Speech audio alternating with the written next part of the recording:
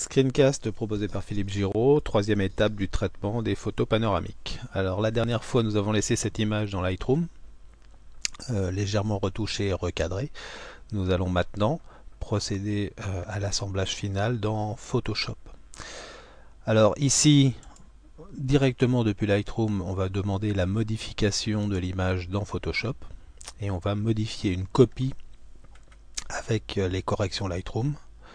C'est-à-dire qu'on va demander au système de créer un nouveau fichier incluant les modifications, un nouveau fichier PSD directement pour l'ouvrir dans Photoshop.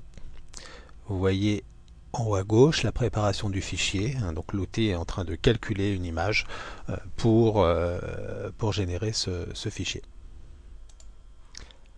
Voilà donc l'image ouverte dans Photoshop.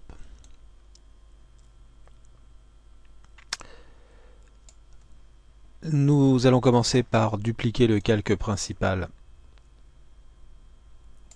pour travailler sans risque, c'est-à-dire qu'à tout moment je pourrais annuler les modifications en supprimant le calque si jamais je faisais une mauvaise manip et revenir donc à l'arrière-plan d'origine. Alors qu'est-ce qu'il y a à faire dans cette image? Alors on est sur une image où il n'y a pas grand chose à faire. Tout d'abord il y avait à éventuellement, et je l'ai fait volontairement ici, remplir les zones vides dues à l'assemblage, éventuellement sur les zones sphériques, quand vraiment on est gêné par le recadrage et qu'on ne peut pas vraiment couper. À un moment donné, il faut combler les manques s'il en reste. Ici, j'ai gardé volontairement ce petit triangle noir en haut à gauche que je vais combler avec du ciel en utilisant le tampon de duplication. Prenons un tampon un peu plus gros, une opacité à un flux moyen pour y aller tranquillement en copiant une zone et en se servant de cette zone pour remplir ici et fondre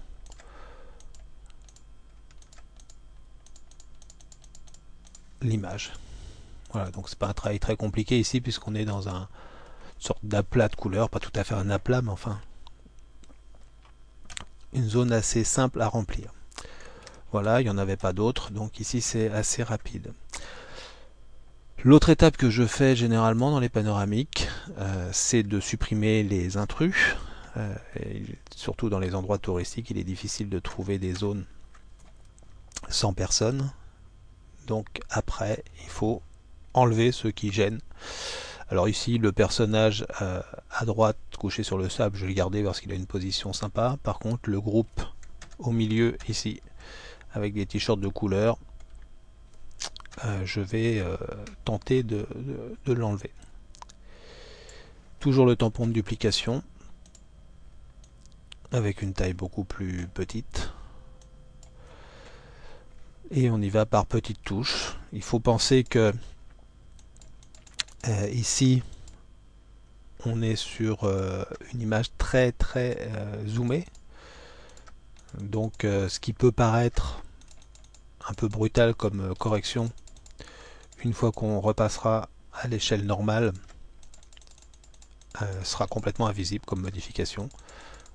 Donc on n'est pas obligé d'avoir un résultat parfait. Ici je suis dans un zoom à 300% de l'image, donc vraiment un gros zoom. Donc les détails qui paraissent importants ici seront tout petits dans l'image finale. Voilà, donc ici c'est pas très compliqué, parce qu'on a des surfaces assez simples à maquiller.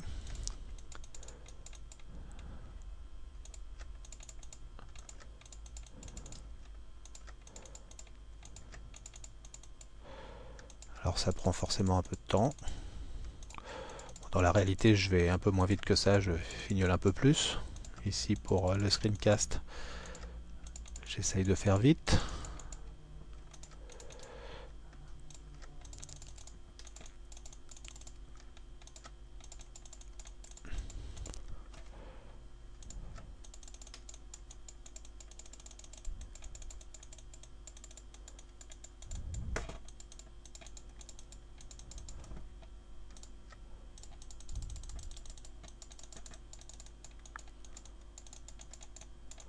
C'est un peu comme de la peinture numérique, hein. En fait, il faut trouver une zone pour s'inspirer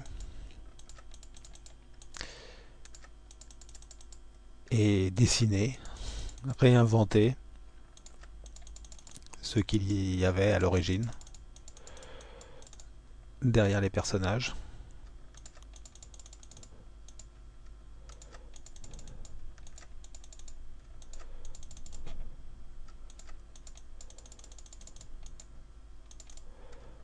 Voilà.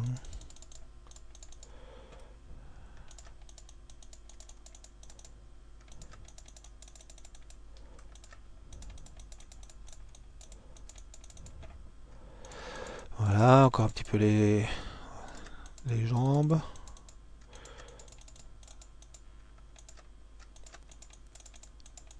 Un petit peu de sable ici.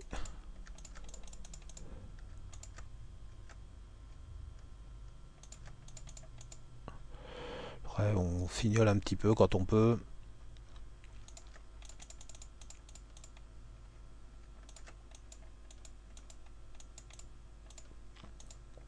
Histoire que ça soit assez flou comme résultat. Voilà. Grâce au calque, si je cache le calque de la modification, on voit les gens réapparaître. Voilà, je vais me limiter à ça. Alors vous voyez que ce qui était un peu grossier comme correction, dès qu'on dézoome,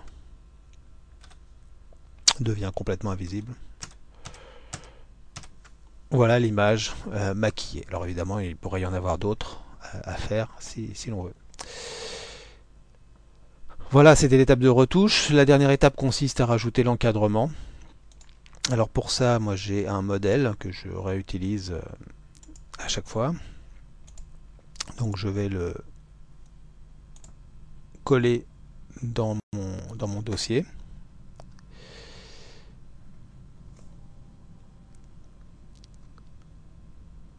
Je vais ensuite le renommer.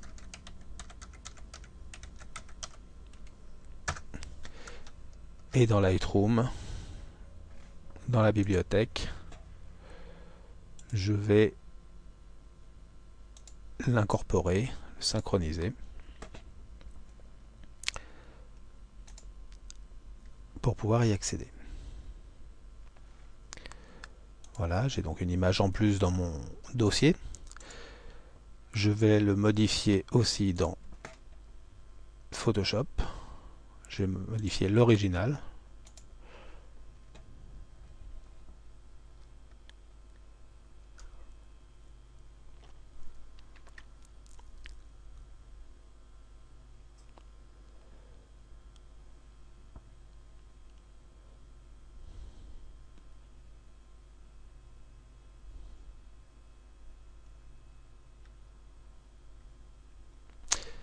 Voilà l'image qui servira de modèle. Et nous verrons ça dans une quatrième partie.